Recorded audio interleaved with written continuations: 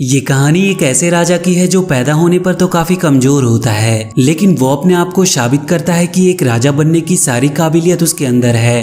तो इस कहानी की शुरुआत में हम एब के एक छोटे से कबीले को देखते हैं, जहाँ का राजा सिमोन आज पिता बनने वाला था। राजा खुशखबरी के इंतजार में बाहर अपने प्रजा के साथ खड़ा होता है कि तभी वहाँ पर राजा का सलाहकार व्लादिमीर आता है, जो राजा को बताता है कि महाराज, हमारे सामने एक समस्या आ गई है। राजा को उसकी कोई भी बात समझ में नहीं आती, इसीलिए वो खुद ही रानी के कक्ष में जाता है, जहां वो अपने प्यारे से बेटे को देखकर काफी खुश होता है, जो काफी स्ट्रांग और उसी की तरह हेल्दी था। तभी उसका सलाहकार व्लादिमीर उसका दूसरा बेटा दिखाता है, जो काफी दुबला पतला और कमजोर था।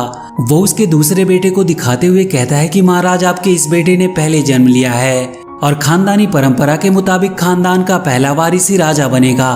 राजा अपने बड़े बेटे को देखकर काफी उदास होता है, क्योंकि वो काफी छोटा और कमजोर था और वो जानता था कि प्रजा कभी भी इसे अपने राजा के रूप में स्वीकार नहीं करेगी। तभी वहाँ राजा की जादूगरनी, जो एक विच होती है, वो वहाँ पे आती है। वो राजा को दिलासा देते हुए कहती है कि महाराज, आप चिंता ना करें, इसमें आपकी कोई गलती नहीं, ये तो प्रकृति का दोष है और ये इतना कमजोर है कि कोई भी इसे कभी अपना राजा स्वीकार नहीं करेगा। और इसीलिए राजा व्लादिमीर को उसे मारने के लिए कहता है। पर जब व्लादिमीर उस छोटे राजकुमार को मारने जाता है, तो उस छोटे से बच्चे की मासूमियत देखकर उसका माइंड चेंज हो जाता है और वो उसे नहीं मारता। पर जब वो उसे छोड़कर वहां से जाने लगता है तो वो राजकुमार रोने लगता है। इस पर व्लादिमीर उसे चलना सिखाता है और उसके साथ खेलता है। धीरे धीरे समय बीतता जाता है और राजकुमार बढ़ता जाता है, लेकिन शारीरिक रूप से कमजोर होने की वजह से राजकुमार एडवर्ड अभी भी बच्चे की तरह दिखाई देता है और उसके काम भी बिल्कुल बच्चे की तरह थे।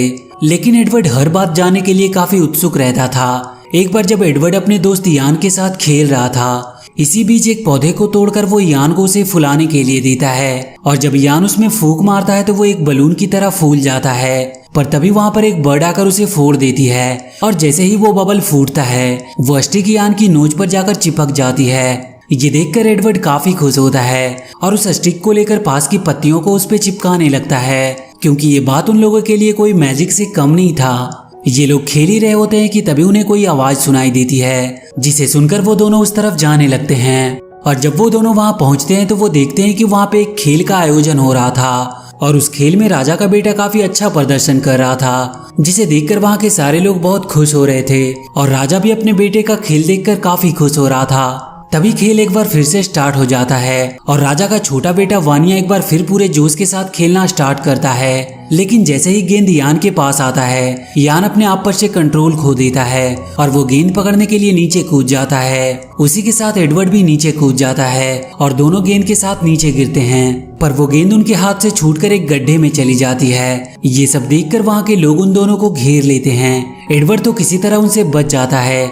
लेकिन वो लोग यान को बहुत बुरी तरह से पीटते हैं। ये देखकर एडवर्ड तुरंत उसी पौधे को तोड़ता है और उसमें फूंक मारकर उसे चिपचिपा बना देता है और उसकी मदद से वो उस बॉल को गड्ढे से निकाल लेता है। वो जब उस बॉल को गड्ढे से बाहर निकालता है तो वो लोग उसे देखकर काफी हैरान होते हैं। तभी वहाँ पर वानिया आता है, जो एडवर्ड से बात करने लगता है।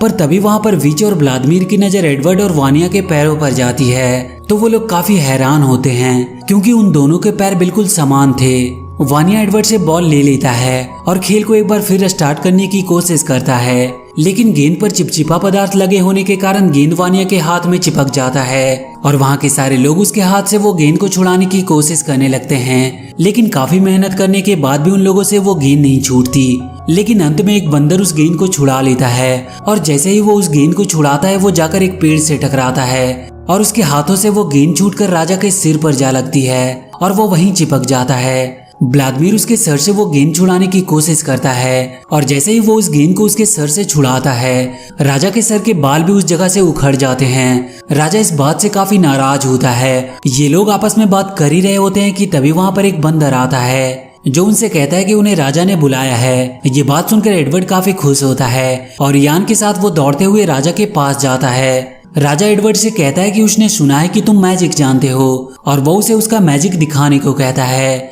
ये बात सुनकर एडवर्ड पेड़ की पत्तियां सहित एक डाल को तोड़ कर लाता है और उसे राजा के सिर पर लगा देता है, जो बिल्कुल एक क्राउन की तरह लगता है, जिसे देखकर सभी लोग बहुत खुश होते हैं। राजा को उसका चेहरा दिखाने के लिए एडवर्ड एक पत्ते में बरसात का पानी इकट्ठा करता है और वहीं हम देखते हैं कि राजा की जादूगरनी, जो एक विच होती है, वो मौका पाकर वहाँ से निकल जाती है। इधर एडवर्ड उस पानी से भरे पत्ते में राजा का उसका चेहरा देखने को कहता है और जैसे ही राजा उसमें अपने आप को देखता है वो खुद को देखकर घबरा जाता है, क्योंकि इससे पहले कभी उसने अपने आप को देखा नहीं था। तो एडवर्ड राजा सिमोन से कहता है कि डरने की कोई बात नहीं, और वो एक बार फिर से उसमें अपने आप को देखता है और इस बार वो अपने आप को देखकर काफी खुश होता है। इसके बाद एडवर्ड राजा के लिए एक झूला बनाता है और राजा सिमोन को उस पर बैठने के लिए कहता है। इधर वो विच अपनी काली शक्तियों से बहुत सारे मधुमक्खियों को पैदा करती है और उन मधुमक्खियों को वहाँ के सभी लोगों पर छोड़ देती है। इधर राजा को झूले पर झूलने में काफी मजा आ रहा था कि तभी वहाँ पर बहुत सारी मधुमक्खियां उन पर हमला कर देती है,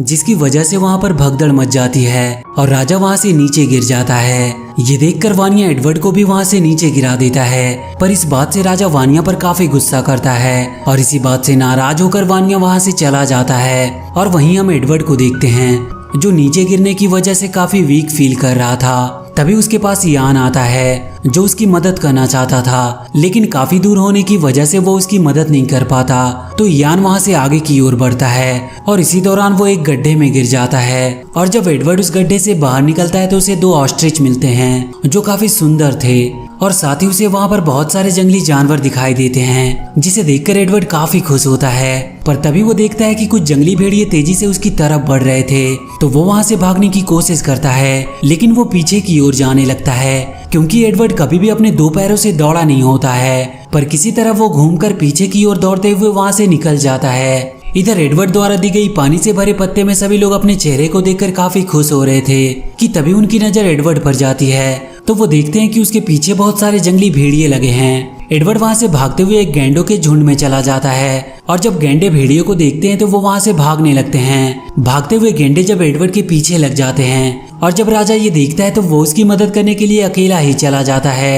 एडवर्ड को बचाते हुए राजा घायल हो जाता है और काफी चोट लगने की वजह से राजा की वहीं पर मौत हो जाती है। लेकिन मरने से पहले राजा उसे ये बता देता है कि वो उसी का बेटा है और वानिया उसका छोटा भाई है। ये बात सुनकर वानिया जरा भी खुश नहीं था। वानिया अपने डैड को लेकर वहां से चला जाता है। एडवर्ड को जब इस बात का पता लगता है कि वो राजा सिमोन का बेटा है तो वो काफी हैरान होता है। राजा के मौत के बाद वानिया के राजा बनने की तैयारियां शुरू होने लगती है और वहाँ के लोग भी अपने नए राजा के रूप में वानिया को पाकर काफी खुश लग रहे थे। वहीं एडवर्ड और यान उस पेड़ के नीचे जंगल में होते हैं। तभी आसमान में बिजली चमकने लगती है और एक बिजली आकर सूखे पेड़ पर गिरती है, जिससे उसमें आग लग जाती है।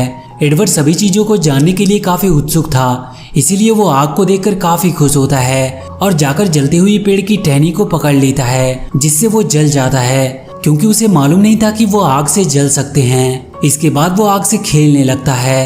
तभी आसमान से एक बहुत बड़ा हॉल स्टॉर्म आता है जो काफी स्ट्रॉन्ग था। उस हॉल स्टॉर्म के रास्ते में जो कुछ भी आता है वो उसे अपने अंदर खींच लेता है, जिसमें एडवर्ड भी उसके अंदर चला जाता है और उसमें उसकी मुलाकात एक बेहद खूबसूरत फीमेल एप से होती है जिसका नाम लूसी था। एडवर्ड लूसी के पास जाने की कोशिश करता है, लेकिन वो उस तक पहुंच नहीं पा रहा था, पर वो किसी तरह उस हॉल स्टॉर्म से बाहर निकल जाता है और थोड़ी देर बाद लूसी भी वहां से बाहर निकल जाती है, जो वहां से गिरकर एक खाई में अटक जाती है। एडवर्ड एक रस्सी की मदद से उसे बाहर निकालने की कोशिश करता है, लेकिन वो रस्सी कमजोर होने के कारण टूट जाती है। लेकिन जैसे ही वो लोग खाई में गिरने वाले होते हैं, वहां पर एडवर्ड का दोस्त यान आकर उस रस्सी को पकड़ लेता है। पर जब वो लोग ऊपर आते हैं तो यान के मूर्खता के कारण एक बार फिर से वो खाई में गिर जाते हैं, लेकिन एडवर्ड किसी तरह उन्हें बाहर निकालता है। और जब लूसी को होश आता है तो वो सामने एडवर्ड को देखती है, जिसे देखकर वो काफी डर जाती है, इसीलिए वो वहां से भागने लगती है। पर एडवर्ड उसका पीछा करता है और काफी मुश्किलों का सामना करते हुए वो लूसी के पास पहुंचता है और फिर दोनों एक दूसरे से बात करते हैं और इसके बाद वो दोनों काफी इंजॉय करते हैं। और जब रात होती है तो एडवर्ड वहां के लावा में से एक लकड़ी में आग लगा लेता है,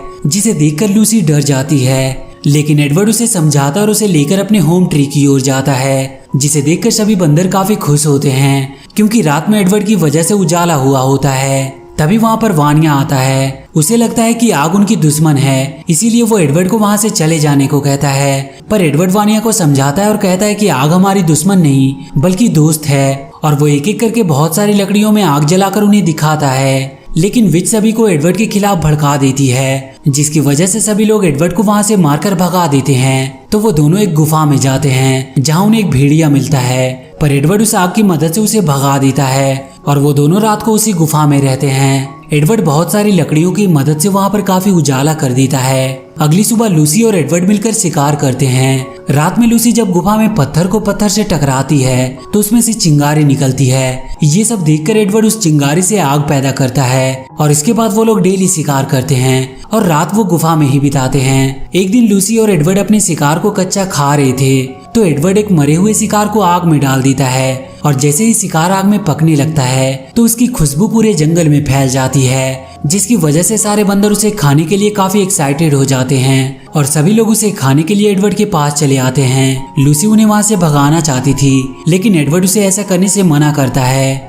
और इसके बाद सभी लोग मिलकर खाना खाते हैं और रात वहीं गुफा में बिताते हैं और वो लोग वहां पर खूब मस्ती करते हैं। सभी लोग काफी खुश थे और उधर राजा वानिया कई दिनों तक अकेले ही पेड़ पर बैठा होता है। वहाँ के सभी लोग एडवर्ड के साथ रहकर काफी होशियार हो गए थे और वहाँ पर बड़ी बड़ी लकड़ियों को जलाकर वो काफी मात्रा में आग जला रहे होते हैं। वहाँ पे धीरे धीरे एक बस्ती बनकर तैयार हो जाती है। सभी लोग वहाँ पर काफी खुश थे। तभी एक बार फिर वो विच अपनी काली शक्तियों की मदद से मधुमक्खियों को एडवर्ड के पास भेजती है जो उन पर हमला कर देती है और इस हमले में काफी भगदड़ मच जाती है। भगदड़ मचने की वजह से वहाँ की सारी इमारतें गिर जाती है और सब कुछ तबाह हो जाता है। इस बात से सभी लोग काफी उदास और गुस्सा होते हैं। तभी उन्हें विच की आवाज सुनाई देती है तो सभी लोग अपने हथियार लेकर उस विच को मारने के लिए जाते हैं और जब वो लोग उस पेड़ के पास पहुंचते हैं तो उसे वो जलाने की कोशिश करते हैं लेकिन एडवर्ड उन्हें ऐसा करने से मना कर देता है। उनकी आवाज सुनकर किंग वानिया भी वहां पे आ जाता है। उसे देखकर उनका गुस्सा और भी बढ़ जाता है और व्लादिमीर अपने 2 आदमियों को पेड़ को काटने के लिए भेजता है और जैसे ही वो लोग उस पेड़ को काटना स्टार्ट करते हैं उस पेड़ से एक लिक्विड निकलता है। उस पेड़ को कटता देखकर किंग वानिया उन पर हमला कर देता है और उनके बीच वहां पर फाइट स्टार्ट हो जाती है और इस फाइट के दौरान वहां के पेड़ में आग लग जाती है। आग लगने की वजह से रानी मेडुला पेड़ पे ही फंस जाती है तो एडवर्ड रानी को खतरे में देखकर उसे बचाने के लिए जाता है पर उसे बचाने में एडवर्ड खुद ही एक मुसीबत में फंस जाता है। एडवर्ड वहां के सभी लोगों से मदद मांगता है लेकिन पेड़ में आग लगने की वजह से वो लोग वहां से भाग जाते हैं। तभी एडवर्ड को किंग वानिया दिखाई देता है तो वो उससे मदद मांगता है और वहीं उस पेड़ पर वो विच भी फंसी होती है और वो उस आग की तेज लपटों में जलकर वहीं पे मारी जाती है। इधर वानिया एडवर्ड को बचा लेता है लेकिन उनका घर पूरी तरह से जलकर बर्बाद हो गया था। वानिया को अब अपनी गलती का एहसास होता है और वो एडवर्ड को बताता है कि वो और विच मिलकर उसे मारना चाहते थे लेकिन अब वो एडवर्ड को अपने बड़े भाई के रूप में स्वीकार कर लेता है और वो दोनों एक दूसरे के गले मिलते हैं। लेकिन अपने घर को बर्बाद देकर वो काफी दुखी होते हैं। सभी को दुखी देखकर एडवर्ड उन्हें एक दूसरे घर के बारे में बताता है और उन्हें लेकर उस नए घर की ओर निकल जाता है और एक काफी लंबा रास्ता तय करने के बाद वो लोग एक बहुत सुंदर जंगल में पहुंचते हैं जहां का नजारा देखकर सभी लोग बहुत खुश होते हैं। और इसी के साथ ये मूवी यहीं पर खत्म हो जाती है। तो वीडियो अगर अच्छी लगी हो तो please do like and share the video and please subscribe to my channel and press that bell icon.